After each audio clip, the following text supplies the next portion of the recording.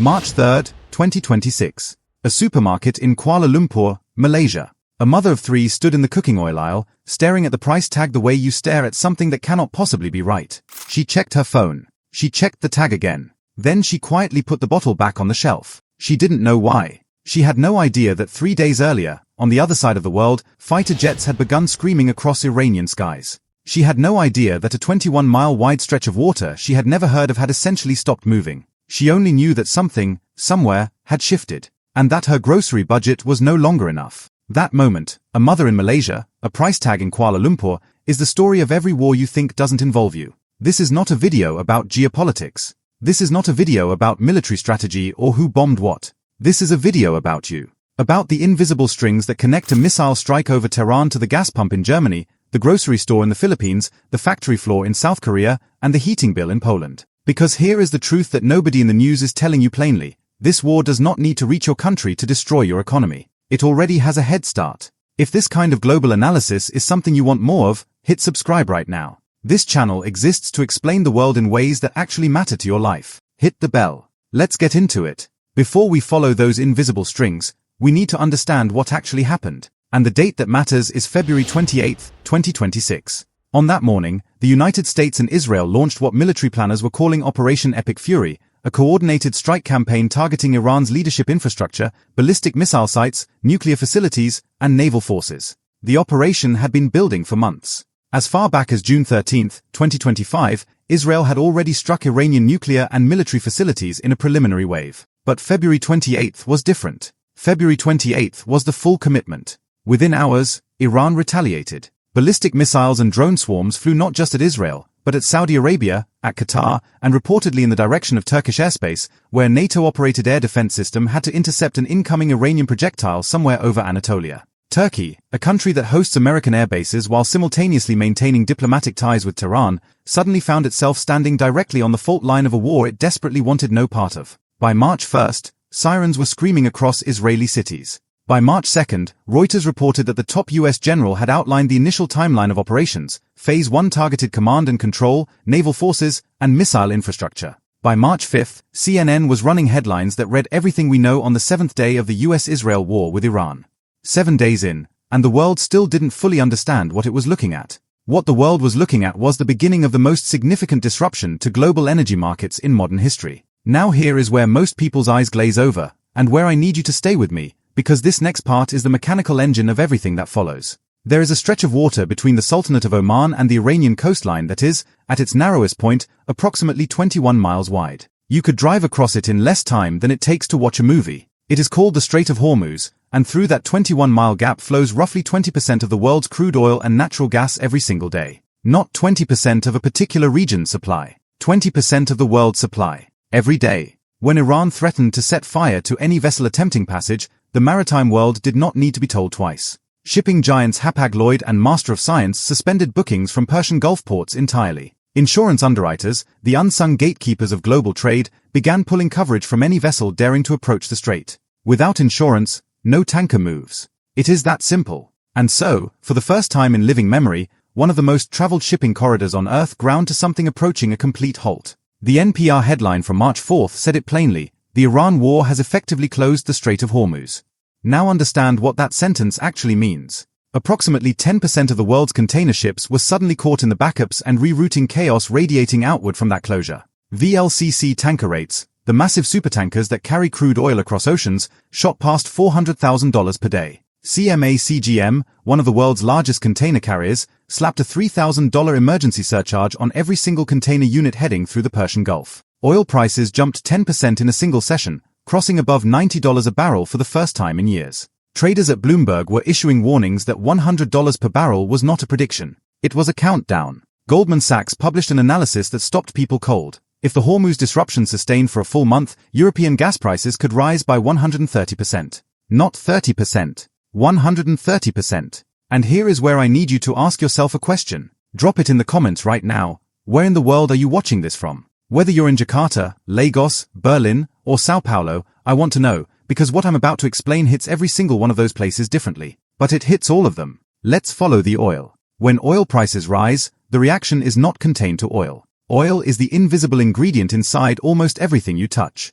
The fuel that runs the truck that carries your food. The energy that heats the factory that makes your phone. The input cost that determines the price of plastic, fertilizer, pharmaceuticals, and paint. When oil crosses $90 a barrel and traders are whispering that $100 is imminent, that number doesn't stay at the refinery. It walks. It walks into the supermarket, into the gas station, into your electricity bill, into the price of every product that was ever shipped across an ocean inside a metal box. As of March 6, 2026, The Guardian was reporting that oil had hit its highest weekly gains since the COVID-19 pandemic. Not since the Ukraine war. Since COVID. To understand the weight of that statement, remember what COVID did to global supply chains. Remember the shortages. Remember the inflation. Remember the interest rate hikes. Now imagine that same pressure, compressed, arriving not from a pandemic but from a 21-mile choke point that one country has decided to weaponize. The Huffington Post laid it out for ordinary readers. Expect gas prices to rise. Shipping costs to surge the longer the conflict lasts. And don't forget tariffs. Certain household expenses were already climbing before the first missile fell on Iranian soil. The war is not creating those pressures from scratch. It is pouring gasoline on a fire that was already smoldering. Now let's talk about Europe, because Europeans watching this video may feel a particular chill. Europe began 2026 with lower gas storage levels than in any recent year. That is not speculation. That is a documented vulnerability going into winter replenishment season. When the Iran war erupted and Qatar, the world's largest exporter of liquefied natural gas, sitting directly in the Persian Gulf, was forced to shut its gas fields due to the conflict, European gas benchmark prices spiked by as much as 45% in a single week. Reuters reported that those prices briefly hit their highest level since early 2023. Goldman Sachs issued their 130% warning specifically to European policymakers who were already scrambling to think through storage strategies. Bloomberg's analysis of European industrial costs was stark. Freight rates, which had eased toward historical lows heading into 2026, were being reversed sharply by the Hormuz crisis. European manufacturers were staring at 2026 cost inflation figures that nobody had modeled for. The Guardian put it with characteristic British directness in a headline from March 5. Globalization is under threat from the Iran war, and Britain is uniquely vulnerable. Uniquely vulnerable. A country with no direct military involvement in Iran, thousands of miles away, described as uniquely vulnerable. Because Britain's economy, like so many European economies, breathes through global supply chains. It breathes through shipping lanes. And right now, those supply chains are gasping. Across the continent, in Asia, the picture was simultaneously different in its specifics and identical in its direction. China imports slightly more than half of its entire seaborne crude oil supply from the Middle East. About a quarter of that comes specifically from Iran. When the New York Times ran its analysis on March 2 with the headline already weathering a trade war, Asia now faces a new energy crisis. The phrase trade war in that headline was not metaphor. Asian economies were absorbing the compounding weight of American tariff policies and a simultaneous energy disruption. Bloomberg reported that the popular investment thesis of Sell America, Buy Asia, which had attracted enormous capital flows into Asian markets, was being directly punctured by the war. Asian stocks were falling disproportionately because of that region's outsized dependence on Hormuz-routed fuel. Japan, South Korea, Taiwan, these are industrial powerhouses that import essentially all of their energy. Every one of them was suddenly staring at energy cost structures that made their manufacturing models more expensive and their export competitiveness more fragile. Reuters was blunt about it on March 2. Iran conflict disrupts oil supply to Asian countries dependent on Middle East. India was reportedly in emergency diplomatic conversations about pivoting toward Russian oil as an alternative, a move that carried its own geopolitical complications, its own market distortions, its own downstream effects. Pause here for a second. Think about what you just heard. A war between the United States, Israel, and Iran is pushing India toward Russia, crashing Asian stock indexes, emptying European gas storage calculations, and raising the price of cooking oil in Malaysian supermarkets. And we haven't even gotten to food yet. Let's get to food. And I want you to drop a comment right now. Have you noticed any price changes at your local store in the past week? Groceries, fuel, utilities, anything. Because what's happening in the supply chain is about to arrive at your checkout line if it hasn't already. The thing about oil prices is that they don't just raise the cost of filling your car's tank. They raise the cost of making fertilizer. Fertilizer production is deeply, fundamentally dependent on natural gas. Nitrogen fertilizer, the kind that feeds approximately half the world's population indirectly through crop yields, is manufactured from natural gas through a process called the Haber-Bosch process. When gas prices spike 45 to 50% in a week, fertilizer manufacturers across Europe and Asia face an immediate and brutal cost increase. They pass that cost to farmers. Farmers pass it to food processors. Food processors pass it to grocery chains. And grocery chains pass it to you. Bloomberg's newsletter from March 6 carried a headline that deserves to be read slowly. Iran war's impact on Strait of Hormuz threatens fertilizer supplies, food prices. The Conversation published an academic warning titled How the Iran War Could Create a Fertilizer Shock, an Often Ignored Global Risk. Reuters reported on March 5 that farmers across Asia were already scrambling for fertilizer supplies ahead of the planting season. But here is the part of this story that breaks your heart if you let it. In sub-Saharan Africa, fertilizer use is already extraordinarily low. Farmers there operate on margins so thin that any increase in input costs means a choice between using less fertilizer or going into debt that cannot be repaid. The International Food Policy Research Institute published a warning in early March. A prolonged Iran conflict would choke global sea trade through the Persian Gulf, raising fertilizer prices and threatening food security for the most vulnerable populations on Earth. People who have never owned a car. People who have never flown on a plane. People who have never heard of the Strait of Hormuz. People who will eat less because missiles were fired over country they cannot locate on a map. That is not a political statement. That is a supply chain. Now let's pull back to the regional level, because the war is not staying contained to Iran's borders. And this is where the danger of escalation becomes terrifyingly real. On approximately February 28 to March 1, Iranian missiles and drones struck Saudi Arabia, struck Qatar, targeted infrastructure in the UAE. Pakistan, a nuclear-armed state with deep ties to both Saudi Arabia and historic diplomatic relations with Iran, found itself in an impossible position. By March 7, Pakistan's Foreign Minister Ishaq Dar was conducting what he called shuttle communication between Riyadh and Tehran, simultaneously signaling support for Saudi Arabia while urging Iran to exercise what he called wisdom and avoid miscalculation. Bloomberg reported on March 7 that Pakistan and Saudi Arabia had held discussions about joint security measures to halt Iranian drone and missile strikes. Saudi Arabia reportedly sent a direct warning to Iran: continue attacking the kingdom and Riyadh would permit American forces to use Saudi bases for expanded military operations. Dawn newspaper in Pakistan carried the headline that said it all: caught between Iran and Saudi Arabia, can Pakistan stay neutral for long? Pakistan, a country of 240 million people, a nuclear state, being pulled toward a war it did not start and cannot afford. And then there is Turkey, a NATO member, host of American air bases, a country that intercepted an Iranian projectile in its own airspace. Deutsche Welle's headline from this week read: Iran war sees US base host Turkey juggling Tehran, NATO ties.